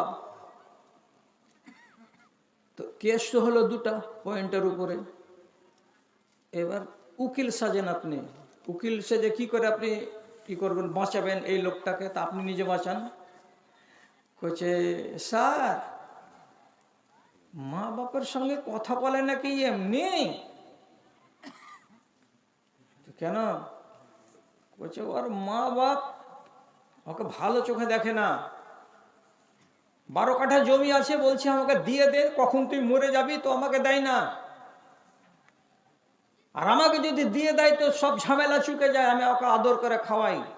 আর মরে যেতে গেলে আমার বোন একটা আছে, ও পেয়ে নেবে 3 কাঠার, আমি পেয়ে নেবো, আমি পাবো 8 কাঠা, ও পাবে 4 কাঠা। ঝামেলা হলো না? এবার সার উকিল তো উকালতি করলো, হাকিম আপনি রায় দেন। এবার আপনাকে রায় দিতে হবে। আপনি কি রায় বলবেন? ও আচ্ছা আচ্ছা, তাহলে তো তুমি ঠিকই করেছো, তোমার মা বাবাকে ভাত দাও না তো কিসের জন্য তোমাকে ওই জমিখানির 8 কাঠা লিখে 12 কাঠা লিখে দিবে না? তোমার মা যদি মরে যায়, বাপ মরে যায়, তাহলে তো জমিটাতে তোমার। সব জিনিসে যখন আল্লাহ রাব্বুল আলামিন স্তর তৈরি করলেন, আপনার ঈমান যে স্তরের হবে সেই স্তরের আপনি দান পাবেন। এটা খেয়ালে থাকে যেন। আপনি যে কোয়ালিটির ঈমান নিয়ে মরবেন সেই কোয়ালিটিরই, সেই স্তরেরই আপনাকে জান্নাত দেওয়া হবে কিয়ামতের দিন। এখন আপনাকে সব থেকে আদনা, একবারে সব থেকে যেটা নিচু মানের জান্নাত, সেটা কে পাবে? 2-4 বছর, 6 মাস, 4 মাস, 12 মাস জাহান্নামে থাকার পর একটা লোক জান্নাতে আসবে। তখন ওকে আল্লাহ তাআলা বলবেন, তোকে চাইফাতো নাহাহু আন যালিকা। হুযায়ফা নামের এক সাহাবী হযরতে উমরের লম্বা জুব্বাটাকে খিঁচে টেনে ধরে নিয়েছেন, আর নেওয়ার পরে বলছেন, হরগিজ যাবেন না, হরগিজ যাবেন না দক্ষিণ মাথার ওই লোকটার জানাজা পড়াতে। আমি আপনাকে নিষেধ করছি, যায়েন না, ওর জানাজা পড়াতে যায়েন না। হযরত উমর বলছেন, আমি হলাম খলিফাতুল মুসলিমিন, সমগ্র মুসলমানদের আমি খলিফা। কাজে যতটি লোক মদিনাতে মারা যাবে ততটি লোকের জানাজায় আমাকে যেতে হবে, এটা আমার নৈতিক দায়িত্ব এবং কর্তব্য। কেন রুখছো আমাকে, কেন রুখছো? তুমি আমাকে রুকিও না, আমাকে জানাজায় যেতে দাও। তখন যখন থামছেন না হযরত উমর, তখন হযরত হুযায়ফা জবাব দিয়ে বলছেন, ফাইন্নাহু মিনহুম। হে খলিফাতুল মুসলিমিন, আপনাকে একটা কানে কানে খবর দিই, মদিনাতে কিছু লোক আছে, তাদের নাম মুনাফিকের খাতায় লেখা আছে, মুনাফিকের খাতায় তোলা আছে তাদের নাম। তো মুনাফিকের জানাজা আল্লাহ রাব্বুল আলামিন জিন্দেগির মতো মুমিনকে পড়তে নিষেধ করেছেন। রাসূলুল্লাহ সাল্লাল্লাহু আলাইহি সাল্লাম জীবনে একবার এক মুনাফিকের জানাজায় চলে গেছিলেন। তো আল্লাহ তাআলা তার বিষয়ে আয়াত নাজিল করে দিয়ে বলে দিয়েছিলেন, জীবনে কোনো দিন আর নবীজি আপনি এইরকম মুনাফিকের জানাজায় যাবেন না এবং মুনাফিকের কবরের কাছে দাঁড়িয়ে দাঁড়িয়ে দোয়া করবেন না। তো রাসূলুল্লাহকে জিন্দেগির মতো নিষেধ করে দেওয়া হয়েছে কোনো মুনাফিকের জানাজায় যেন না যান। তাহলে আপনি তার খলিফা, 2 নম্বর উসমান, 2 নম্বর উমর ফারুক, আপনি কেন একজন মুনাফিকের জানাজায় যাবেন? আপনারা তো বলবেন যে একটা সাহাবী বলে দিল যে এই লোকটা মুনাফিক, কাজে আপনি জানাতে যাবেন না। তো তুমি জানলে কেমন করে? ভালো করে শিখে নেন। রাসূলুল্লাহ ভেদের কথা বলতেন একটা লোককে দুনিয়ার, তার নাম কি? তো তার নাম হুযায়ফা রাদিয়াল্লাহু তাআলা আনহু।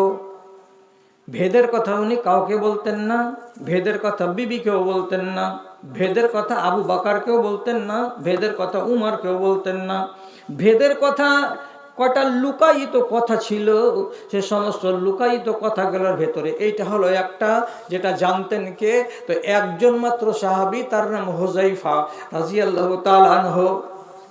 রাসূলুল্লাহ তার কানে কানে বলে দিয়েছিলেন, হে হুযায়ফা, মদিনার এই লোকটা হলো মুনাফিক, এই লোকটা হলো মুনাফিক, এই লোকটা হলো মুনাফিক। আল্লাহ পাকের রাসূল কিছু কিছু লোকের নাম গণনা করে দিয়ে বলেছিলেন এরা হলো মুনাফিক।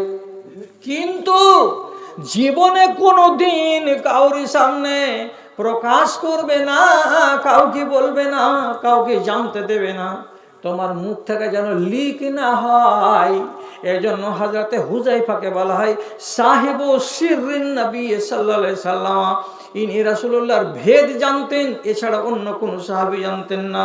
তো যখন সমস্ত সাহাবী জানেন যে রাসূলুল্লাহর ভেদের কথা, রাজের কথা, গোপন কথা কে জানেন? তো একমাত্র হুযায়ফা জানেন।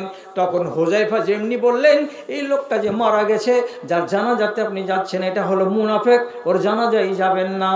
তখন হযরত উমর আশ্বস্ত হলেন, হওয়ার পরে বলছেন, ঠিক আছে তাহলে যাব না।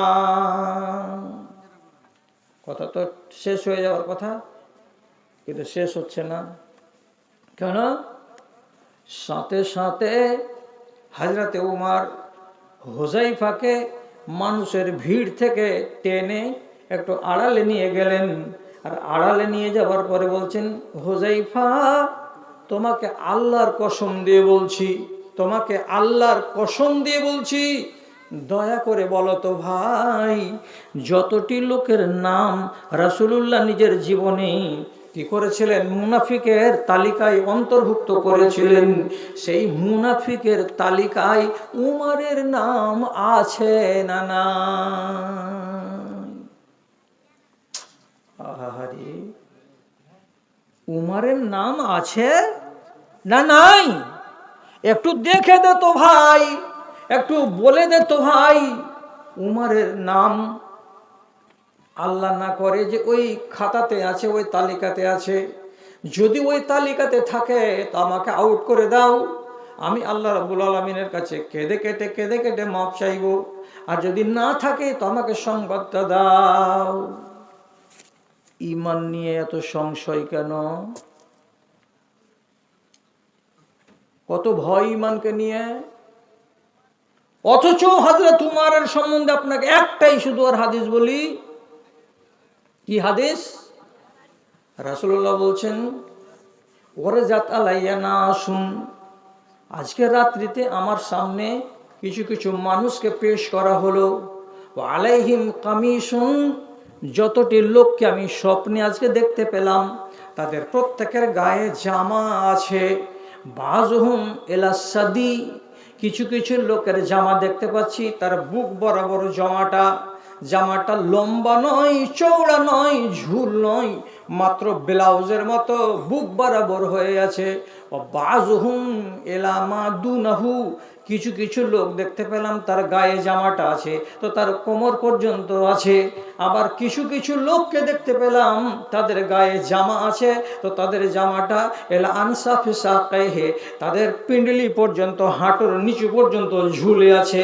ইতিমধ্যেই ওরজা আলাইয়া উমর, এমন সময় অনেক লোকের ভিড়ে হঠাৎ করে দেখতে পাচ্ছি উমরকে আমার সামনে হাঁটতে।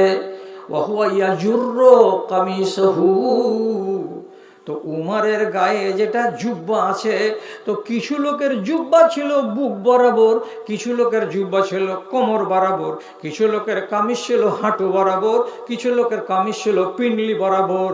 আর উমরের গায়ে যেটা জুব্বা আছে, যেটা কামিজ আছে, ও যদি হাঁটছে তো 3 হাত পিছন দিকে তার জুব্বাটা জমিনে ছাছড়াচ্ছে, ধুলোতে ছাছড়াচ্ছে আর হেঁটে হেঁটে চলে যাচ্ছে। তার মানে কি, তার শরীরটা 5.5 ফিট যদি লম্বা হয় তো আল্লাহ তাআলা তার গায়ে জামা ঝুলিয়ে রেখেছেন কতটা? তো বলছে 8.5 ফিট লম্বা জামা গায়ে দিয়ে হাঁটছেন এখানে, তো জুব্বার পিছন অংশ 3 ফিট দূরে ঝুলে ঝুলে যাচ্ছে। এত লম্বা জুব্বা কেন উমরের গায়ে? রাসূলকে সাহাবায়ে কেরাম তৎক্ষণাৎ জিজ্ঞেস করে বলছেন, ফামা আউয়ালতাহু ইয়া রাসূলুল্লাহ, হে আল্লাহ পাকের রাসূল, এই স্বপ্নের ব্যাখ্যাটা কি করলেন আপনি বলুন তো। তখন রাসূলুল্লাহ বলছেন, এটা হলো দ্বীন, এটা হলো ঈমান। কিছু মানুষের ঈমান আমার সাহাবীদের ভেতরে কোয়ান্টিটি কতটা আছে, তো বুক বরাবর আছে, তার মানে কি কম ঈমান। আমার সাহাবীদের ভেতরে কিছু লোকের ঈমান আছে পেট বরাবর, তার মানে এর থেকে কিছুটা বেশি। আমার সাহাবীদের ভেতরে কিছু লোকের ঈমান আছে পিণ্ডলি পর্যন্ত, তার মানে যথেষ্ট। আবার উমরের গায়ে যেটা ঈমান আছে, এত লম্বা, এত চওড়া, এত বেশি ঈমান যে অন্যান্য লোকের তুলনায় উমরের ঈমান অনেক বেশি, অনেক বেশি, অনেক বেশি। তাহলে রাসূল যেই লোকটাকে স্বপ্নে দেখতে পাচ্ছেন যে তার জুব্বা এত লম্বা, মানে তার দ্বীন আর তার ঈমান এত লম্বা, তার ঈমানের উপরে কোনো সংশয় আছে? এক পয়সা নেই। এবং তিরমিজির হাদিসে আছে রাসূলুল্লাহ একদিন রাতের বেলায় আসমানি সফর শেষ করে ফজরের নামাজে এসে বলেছিলেন, আমার সাহাবীদের 10 জনের জান্নাত আমি নিজের চোখে দেখে এলাম, বসো সাহাবীরা, আমি 10 জনের নাম বলবো আর তাদের জান্নাতের তোমাদেরকে পরিচয় দেব। তো রাসূল পরিচয় দিতে গিয়ে 1 নম্বরের নাম নিলেন কার? আবু বকর সিদ্দিক। 2 নম্বরের নাম নিলেন কার? সাহাবীরা সব বুক ভরা আশা নিয়ে বসে আছে, হয়তো আমার নাম বলবে, হয়তো আমার নাম বলবে, হয়তো আমার নাম বলবে। সবারই মন বলছে এবার যদি আমার নাম হয়, এবার যদি আমার নাম হয়। তার মানে সবাই মনে মনে আশা করছে আমার জান্নাতটা রাসূলুল্লাহ হয়তো দেখেছেন, আমি একজন জান্নাতি। আশা নিয়ে বসে আছে প্রত্যেকটা সাহাবী। ফজরের নামাজের পরে 2 নম্বর নাম ধরে ডাকলেন, আল্লাহ পাকের নবী কাকে? তো উমর বিন খাত্তাবকে ডেকে বলছেন, উমর, তোমার জান্নাত খান আমি দেখতে পেলাম, মিন দুররাতিন বাইজা, সাদা রঙের শ্বেত পাথর দিয়ে তাকে তৈরি করা আছে, আর সোনা খচিত, মতি খচিত, মুঙ্গা খচিত জান্নাতটা। জান্নাতের বাহিরে কোন একটা রমণীকে বসে থাকতে দেখলাম। আমি ওইদিকে হেঁটে হেঁটে চলে যাচ্ছিলাম, যাওয়ার কালে ওই মহিলাকে জিজ্ঞেস করে বলছি, এই জান্নাতটা কার জন্য তৈরি করা হয়েছে? মহিলা বলছে, লিশাবাবি মিন কুরাইশ, কুরাইশের একজন নওজওয়ানের জন্য তৈরি করা হয়েছে। আমি ভেবে পেলাম না নওজওয়ানটাকে, এই নওজওয়ান কোনটা আল্লাহর বান্দা। শেষের বেলায় আমি জানতে পারলাম উমারকে এই বুড়াতিকাল পর্যন্ত 63 বছর পর্যন্ত তার ইমানের কারণে তাকে জওয়ান বলা হয়। তো এই জান্নাতটা কার? তো আমার সাহাবী উমারের। রাসূলুল্লাহ উমারের জান্নাত দেখে এসেছেন নিজের দুই নয়নে, আর সে ঘটনাটা বলছেন কোথায়? মসজিদে নববীতে। আর ওই মসজিদের ভেতরে উমার বসেছিলেন। তো যে মানুষটা নিজের নবীর মুখ থেকে জেনে নিয়েছেন যে আমার জান্নাত এইরকম, যেই লোকটা নবীজির মুখ থেকে শুনে নিয়েছেন উমারের জুব্বাটা এত লম্বা, মানে তার ঈমান, তারপরেও কেন লোকটা এত সংশয় করে? আর হোজাইফাকে গিয়ে বলে, হোজাইফা, আমার ইমানটা কেমন আছে আল্লাহ জানে, তুমি দেখো তো আমার নামটা মুনাফিকের খাতায় আসে না নাই। ইমান নিয়ে খুব গর্ব করে বসে থাকতে হবে না। ইমানটাকে সবসময় আপনি মনে মনে ভাববেন কি, ওই যে আগে বলেছিলাম যে রহমানের দুই আঙুলের মাঝখানে কখন যে টেढ़া হয়ে যাবে, কখন যে বাঁকা হয়ে যাবে, কে করবে? তো আমার আমল করবে। এই জন্য ইমানকে নিয়ে সাহাবায়ে কেরাম সবসময় চিন্তা করতেন, ভাবনা করতেন, আল্লাহ আমার ইমানটা কতখানি, আয় আল্লাহ আমার ইমান ঠিক না বেঠিক, আয় আল্লাহ আমার এই ইমানে আমি জান্নাত পাবো কি পাবো না, ইত্যাদি কথাগুলো ভাবতেন। তো এইভাবে ভেবে ভেবে যদি সাহাবায়ে কেরামের জিন্দেগি কাটে, তাহলে আপনাদের মতো আর আমাদের মতো এই মানুষগুলোর ইমান কয় না যে দাদা? আমাকে ভাবতে হবে কি হবে না, আর আমাকে আমার ইমান নিয়ে সবসময় সতর্ক থাকতে হবে কিনা। ওয়াজ লম্বা চওড়া শুনলেন, আর কত শুনবেন? দম যাওয়া পর্যন্ত মনে হয় চালিয়ে যেতে হবে। বিশনপুর বাগে শাহিনে একবার, বিশনপুর কবরস্থানে একবার, আর বিশনপুর মসজিদে নামে আর একবার। ফের যে কার নামে কে ডাকবে তো আল্লাহ তাআলা জানে। তো গ্রামের মুলবি পে একবারে পোঁটাপড়ি মনে করিও না। হ্যাঁ, আমি খেয়েছি কি খাইনি এখন পর্যন্ত গাব্বার খোঁজ নেইনি। আমি কোনখানে শুয়েছি কি শুয়েনি আমার এখন পর্যন্ত কেউ খোঁজ নেয়নি। আমার বাপের বাড়ি বিশনপুরে, তাই বলে তুমি আমাকে একবারও বলবে না যে তুমি খেয়েছো না খাওনি। কবরস্থানের জালসার দিন তাই করেছো, আর আজকের জালসার দিন তাই করলা। একটা হ্যাংলা জংলা খ্যাপার মতন মসজিদে মুসল্লাতে বসে বসে যতক্ষণ আব্দুর রহমান ওয়াজ করলো ততক্ষণ বসে থাকলাম। তার আগে আমার বিহের বাড়ি গেলাম, বিহের বাড়ি গিয়ে কুটুম সদর আছে বাড়িতে, তাতে আমার বিহাইটা অসুখ, তো ওখানেও ভিড়াভিড়ি কুটুমের। তা আমি আর একটা কুটুম শাকের উপরে, কিসের উপরে বলে, শাকের পুঁটলি বলে, তো হারিয়ে যাব যেদিন সেদিন বুঝা যাবে, আর যেদিন হারিয়ে না যাব ততদিন এভাবেই ডাকবে। তো ঠিক আছে, তোমাদের উপরে আমার দুঃখ নাই। অতএব আগামী দিনে যদি হায়াতে বাকি থাকে তাহলে ইনশাআল্লাহ আবার মুলাকাত হবে। কতক্ষণ বলা হলো জি সভাপতি?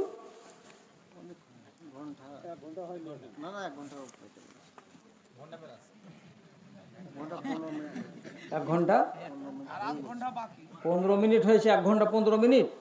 ঘড়ি দেখতে হয়, ভুল করছি না, কে ভুল করছে, বেশি হলো টাইম। তো যাই হোক, 10:30 শুরু করেছি না, হ্যাঁ, তো যাক, যেমন তাই হোক। 1 ঘন্টা পার হয়েছে কি হয়নি?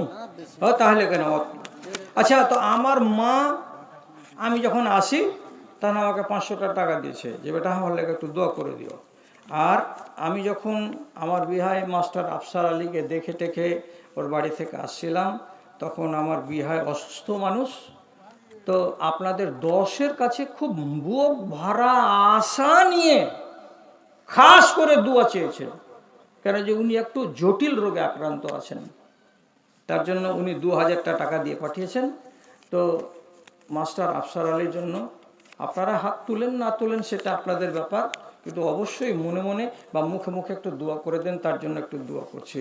আল্লাহুম্মা আনতাস সালাম ওয়া মিনকাস সালাম তাবারাকতা ইয়া যাল জালালি ওয়াল ইকরাম ইয়া আরহামার রাহিমিন ইয়া হাকামাল হাকিমিন ইয়া সারিফুল মুস্তাশরিকিন ইয়া গিয়াসুল মুস্তাগিসিন রব্বানা আলাইকা তাওয়াক্কালনা ওয়া ইলাইকা নাবনা ওয়া ইলাইকাল মাসির।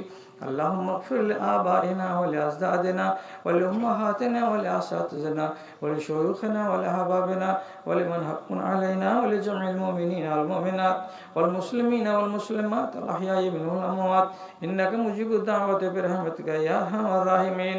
أذهب البأس رب الناس اشف أنت الشافي لا شفاء إلا شفاءك شفاء لا يغادر سقما। পরবর্তীকার আলম তোমার এই বান্দা অসুখ অবস্থায় আছে, আয় আল্লাহ তুমি তাকে শেফায়ে কামিলা দাও, আজেলা দাও। রব্বে কারীম এটা যেন তার জন্য বড় ধরনের আজমাইশ না হয়। আয় আল্লাহ আমরা ছোটখাটো ইমানের মুসলমান, রব্বে কারীম বেশি লম্বা চড়া ইমানের পরীক্ষা হতে গেলে আমরা সামাল দিতে পারবো না। এই আল্লাহ তাআলা তার গুনাহ খাতাকে তুমি মাফ করো এবং তার খেসারত থেকে তুমি তাকে মুক্তি দাও। এই রব্বে কারীম যত তাড়াতাড়ি সম্ভব তুমি আহকামুল হাকিমিন, তুমি ডাক্তারের ডাক্তার, তুমি হাকিমের হাকিম। আল্লাহ তোমার খাস রহমত নাজিল করো এবং তাকে তুমি শেফায়া দাও। রব্বানা আফরিক আলাইনা সাবরান ওয়া সাব্বিত আকদামানা ওয়ানসুরনা আলাল কওমিল কাফিরিন। সুবহানা রাব্বিকা রাব্বিল ইজ্জাতি আম্মা ইয়াসিফুন ওয়া সালামুন আলাল মুরসালিন আলহামদুলিল্লাহি রাব্বিল আলামিন। আচ্ছা, তো 11:30 হয়ে গেল, ঠান্ডার রাত, এ করতে করতে সাঁটতে সাঁটতে 12টা হয়ে যাবে। তো তার আগে আপনারা মজুরি যে ছাড়বেন, তো আমি তো শেষকার গরিব ফকির মানে আদায়কারী, আমি খুব বেশি টাকা কারোর কাছে দাবি করি না। পকেটে যেটি আছে ঝেড়ে ঝুড়ে ওইটি দেন, তার মানে 50, 100 আর 20 আর 30। তো যতটি লোক আছেন ততটি লোক যদি আমাকে 20 টাকা করে দেন তাহলে অনেকটি হবে। তো প্রথম নম্বরে কে আসবেন? খালি হাতে কিন্তু যেতে দিইনি আপনাকে, খালি হাতে আপনাকে যেতে বলছি না, যেটা আছে সেটা দেন। কে? ডক্টর হেদায়েতুল্লাহ 5000 টাকা। এতক্ষণে হেদায়েতুল্লাহর হাজিরি পাওয়া গেল। আচ্ছা আচ্ছা আচ্ছা, তোমার শাশুড়ির পক্ষ থেকে মৃত্যু হয়েছে তার জন্য 3000 টাকা। আচ্ছা আলহামদুলিল্লাহ। আর আমার এই বাবাজির মা দিয়ে পাঠিয়েছে 3000 টাকা। মাশাআল্লাহ আলহামদুলিল্লাহ জাযাকাল্লাহ। রফিকুল দিল্লি থেকে 5000 টাকা। ভোলা আচ্ছা মাশাআল্লাহ। এই যে দেখো 500 টাকা দান করছে আলহামদুলিল্লাহ। এই একজন 50, এই একজন 100 টাকা মধ্যপাড়া থেকে, আর একজন 30 টাকা আলহামদুলিল্লাহ, আরেকজন 500 টাকা, আর একজন 100 টাকা। আসুন, কম করে আমি চেয়েছি, দেন আলহামদুলিল্লাহ। আরেকজন 200 টাকা। তোমার আদেশে দিন চলে যায়। আরেকজন 200 টাকা দান কবুল করো পাক সুবহান মিটা মনে আর মানে আমিন। আরেকটা মেয়ে ছেলে একটা চাঁদির আংটি দিয়েছে আলহামদুলিল্লাহ মাশাআল্লাহ। আরেকজন দিয়েছে 50 টাকা, আরেকজন দিয়েছে 30 টাকা, দান কবুল করো পাক সুবহান। আরেকজন দিয়েছে 100 টাকা, আরেকজনকে দিয়েছে 50 টাকা, আল্লাহ তুমি তার প্রতি হও সখাতরে দেখো সত্যপথের রেখা।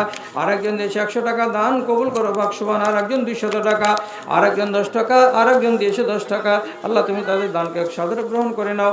যে আশায় দান করছে আশাকে পূরণ করো আমিন আমিন। আরেকজন 100 টাকা, আরেকজন 20 টাকা।